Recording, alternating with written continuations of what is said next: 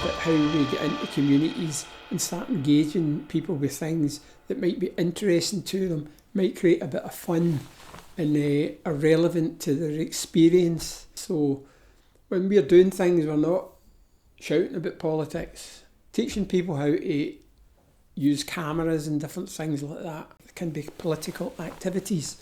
I was involved with the Castlemilk Against Austerity project at one point, and we used to use the youth complex to have meetings on a Tuesday. It's a great place, lots of great kids, excited, doing things, brilliant energy in this community centre. So somebody came up with the idea, we need to do something for the young people because we've been using the space. So it was a kind of thank you maybe. So we decided to have a weekend event, or maybe it was a Saturday event, and we just put on a lot of activities.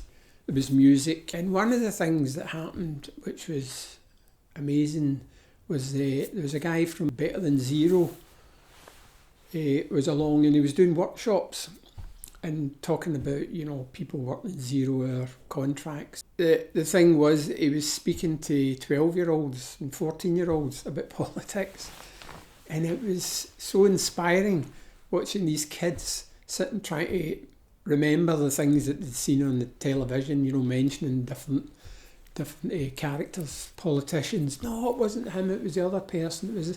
And coming up with names that they'd remembered. It was just great watching them struggling with this idea about remembering who these people were and being engaged. And the guy who was doing the talk, he was just keeping it on topic and saying, no, but think about this. So there was a lot of carry on, but it was just brilliant watching them. And the other thing we did was we gave some wee lassies microphones to interview each other.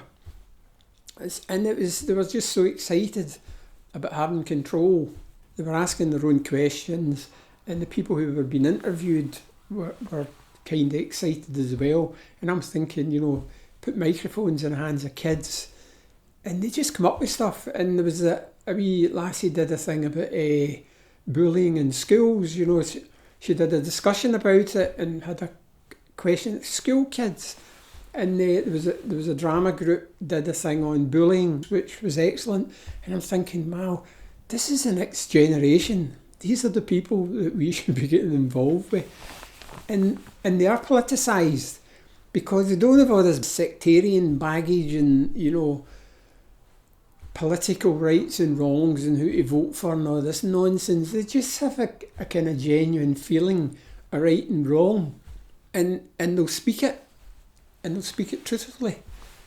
So that's the kind of places when we're talking about doing in-depth work in communities to build the next generation who are going to be just going out to vote every 4 years or doing the zero-hour contract, because you don't get taught this in school.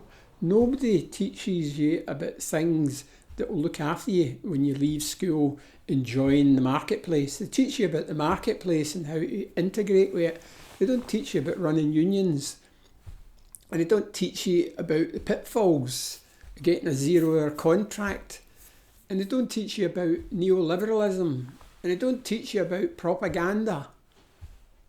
And it was somebody in the States, I think it was Grace Lee Boggs, was speaking about education, about being child abuse. Because why should we put our kids through that education process and they come out at the other end and they can't find their way in the world because nobody's taught them about the pitfalls. They just tell them, if you stick in here after a certain amount of years, you might get a job. And that's kind of what education does, apart from maybe the upper classes who get a better chance at actually realising what it was they studied at university. So unless we are doing this in-depth community base building work, people will still vote for Boris Johnson, because if the only voice they're hearing is the voice of the corporate propaganda run by the right wing, that's the only choices they'll have to make.